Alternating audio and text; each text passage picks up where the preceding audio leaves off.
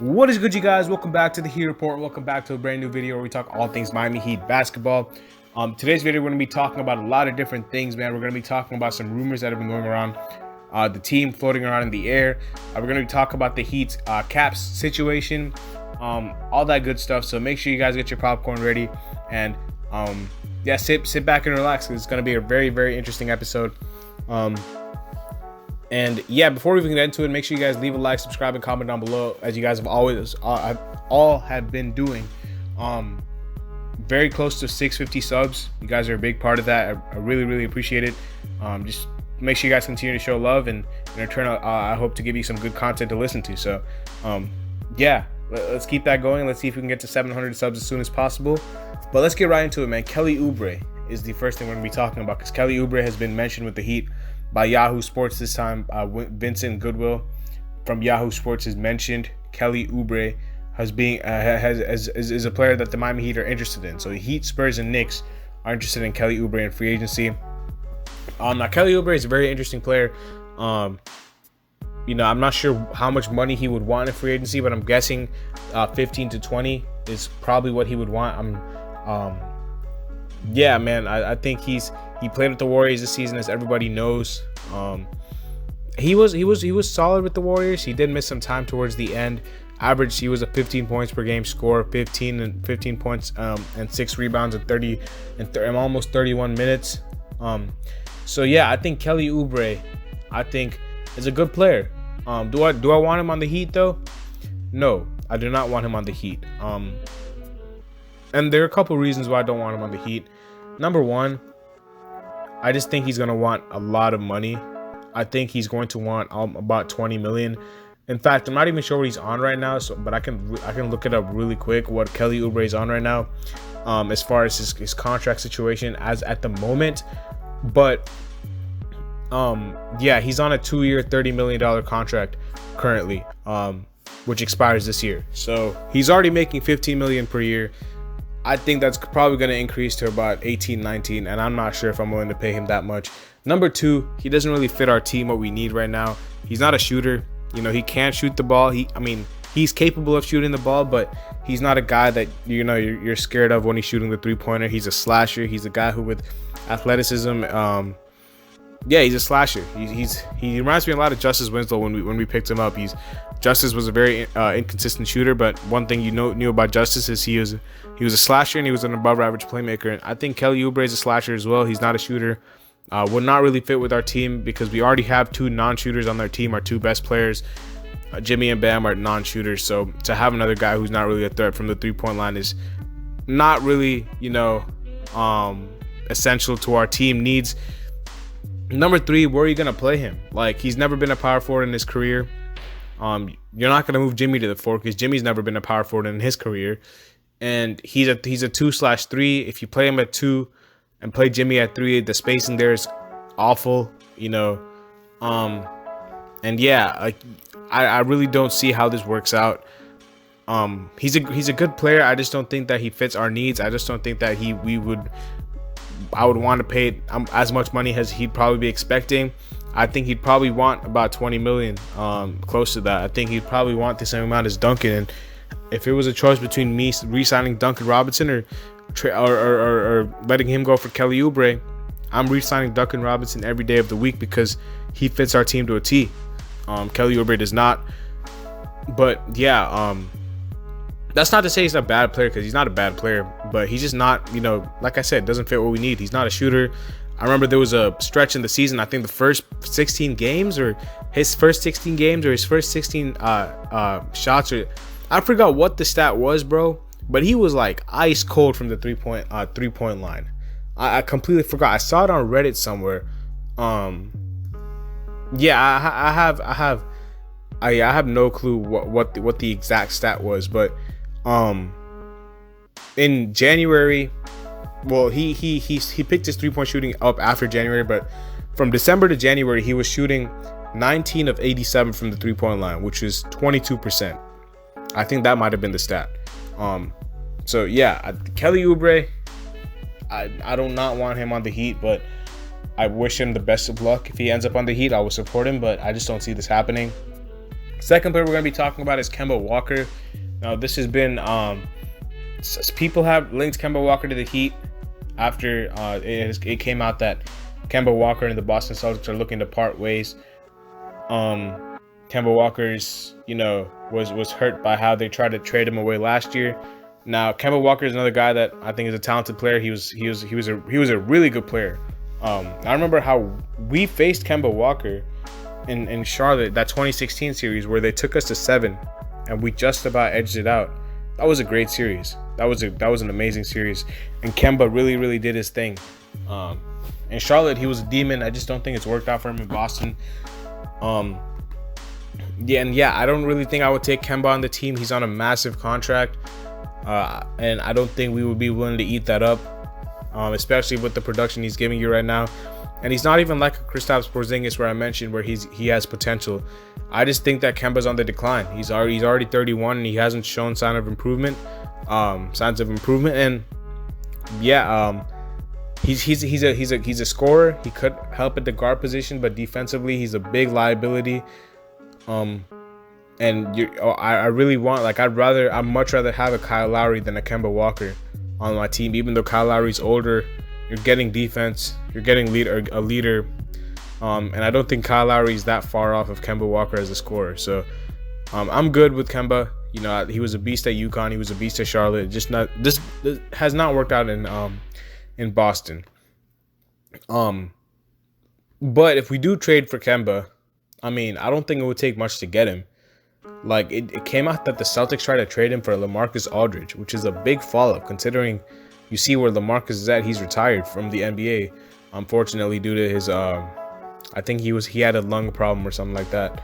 But LaMarcus was a shell of himself too in San Antonio before he retired. So, if we get him, it wouldn't take that much to get him. But I just don't think, like, his contract, his injuries, he's getting up there in age. Like, I would not do this deal. So that's where I stand on Kemba Walker and Kelly Oubre. I'll pass on those two players. Other players that have been rumored with, not many. It's been very quiet around the Heat. But what has been there about the Heat, from a lot of outlets, Heat reporters who have outlined the Miami Heat's free agency options, is as follows. So this is from Barry Jackson, who is a very credible Florida sports writer. He writes about more than the Heat. I think he writes about the Dolphins, the Florida Panthers, all the Florida teams he writes about. Go follow him on Twitter if you guys do not know who he is. He's very credible. But he actually he laid out a couple of plans for the Heat to follow in free agency. Now, it's a lot of words, so I'm not really gonna read it out word for word. I'm just gonna summarize it in my own words so it's easier for you guys to understand.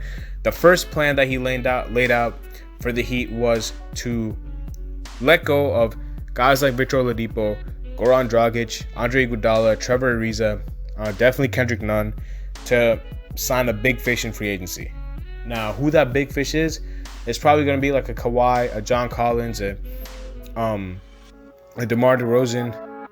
Yeah, probably someone like that, because apparently we have a maximum amount of $28 million in cap space to sign someone like that. The second option is to re-sign these guys like Oladipo, Dragic, possibly Ariza, Iguodala, use some of these guys in signing trades and make slight upgrades to the roster based on all that. And then we still will have $9 million mid-level exception for us to sign another role player on our team. Now, I think the Heat will probably go with the second option. I don't think we're going to go with the first option. I don't really see who the big fish in free agency is that we can sign. Kawhi is there, but apart from Kawhi, it's a massive drop-off. John Collins and DeMar DeRozan are not even all-stars. They're all-star caliber players, but I do not like DeMar DeRozan's fit on this team. And John Collins wants a lot of money, man. He wants a max. Like, he came out during the middle of the season that he wanted a max, and the Hawks were not willing to give him that extension. So I'd love John Collins on this team. I think he'd fit our team to a T, but I just don't see how we'd have the money to sign him.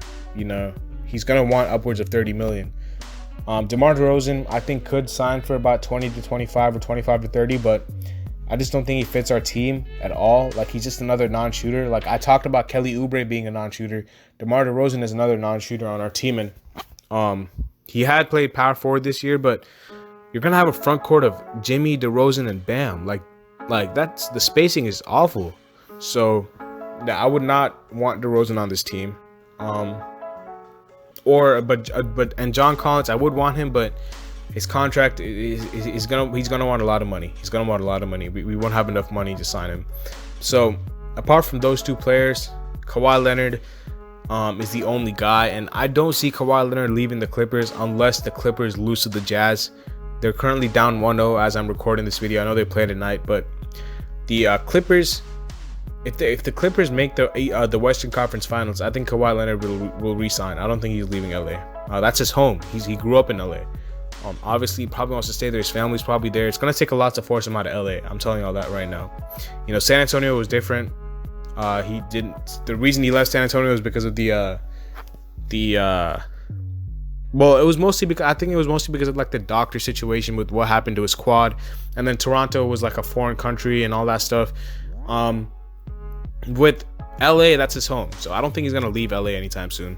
If he does, is Miami even his first choice? Like, Miami is probably one of his top choices, but Golden State is right there in California. It's a great destination. Dallas, he's another team with a lot of money.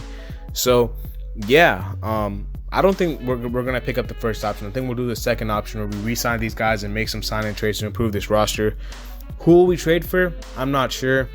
You know, and yeah, I mean, it's gonna be very interesting to see what the Heat does. It's gonna be very interesting to see what the Heat does because we got to make some moves this offseason. I don't think we're gonna make any, you know, gigantic moves to get a big fish, but we're probably gonna make some upgrades at a lot of different positions. This roster will look a lot different. And apart from that, you know, I think that's about it. Oh, Tim Hardaway Jr. is also a player that the Heat were linked to. Now, let me talk about him really quick before we end the video.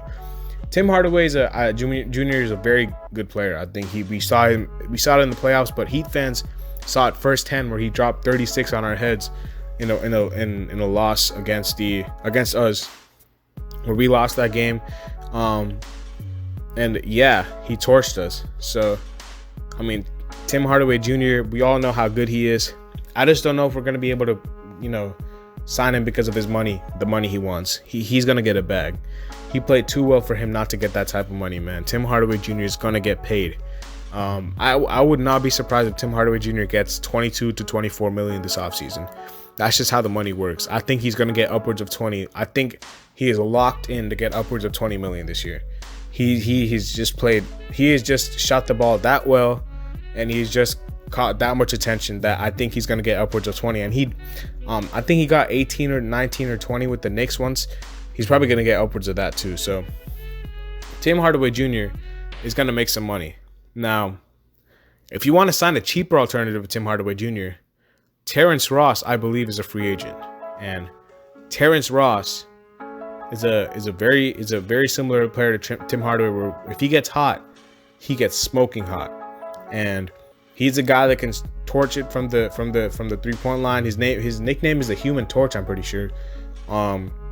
He's an explosive athlete. He's just a bucket getter. So I think Terrence Ross is a cheaper version if you want to sign a Tim Hardaway type player and save some money. Terrence Ross is a guy that you can probably get and wouldn't be a massive drop off whatsoever, because Terrence Ross off the bench averaged about 16 points this season. And I'm pretty sure he's a free agent. I do not want to sound stupid, but I think he is a free agent. So he is not a free agent. Thank God I caught myself. I don't know who I was thinking of as a free agent, but oh right, okay, yeah, I was not thinking about. Okay, yeah, Terrence Ross is a guy we can trade for. I'm sorry, guys. I think I just absolutely exposed myself there. Yeah, he's not a free agent. His contract expires in 2023. We could probably trade for Terrence Ross then. I mean, if we want to, but I'm like a player like that in free agency. Like, if I'm looking at the free agents right now, this free agent market is very dry. I'm gonna keep it a buck. It's not, you know, the it's not the it's not the best free agency class by any means, which is why I still think we're gonna go for the second option. Like, I don't think we're gonna go for a big fish because I don't think there's anyone out there to go for. Norman Powell is another guy, very similar player. We can fill it up. I think he's a better scorer than Terrence Ross. Than Tim Hardaway Jr. I think Tim Hardaway Jr. is a better shooter. There's some guys out here, man. You know, Derrick Rose, another guy who can fill it up off the bench. You know, Reggie Bullock, another shooter that played really well for the Knicks this year. There's some guys out here. There's some guys out here for sure that we could use.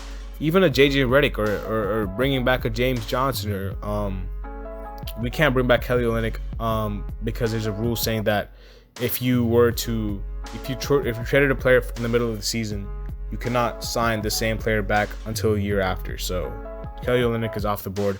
Spencer Dinwiddie, Lonzo Ball, Lou Williams. There's a lot of players. There's a lot of players here we can sign. So even if it's not Terrence Ross, there's still some great alternatives to Tim Hardaway Jr., who I think is going to get paid this offseason. So yeah, but I think that's where we're gonna wrap up the video. Hopefully you guys enjoyed the video. Let me know what you guys think about the rumors. What are your thoughts on Kelly Oubre? What are your thoughts on Kemba Walker? Which option would you want to go for? Would you want to sign a big fish, or would you want to sign another not sign a big fish? Would you want to sign a big fish, or would you want to sign another guy that's, you know, not necessarily a star, but a nice role player to go along with some of the guys that you're re-signing back on the roster? And yeah, let me know all that below. Comment down below. Leave a like, subscribe. Y'all know the drill. I'll see y'all later as always, man. Peace.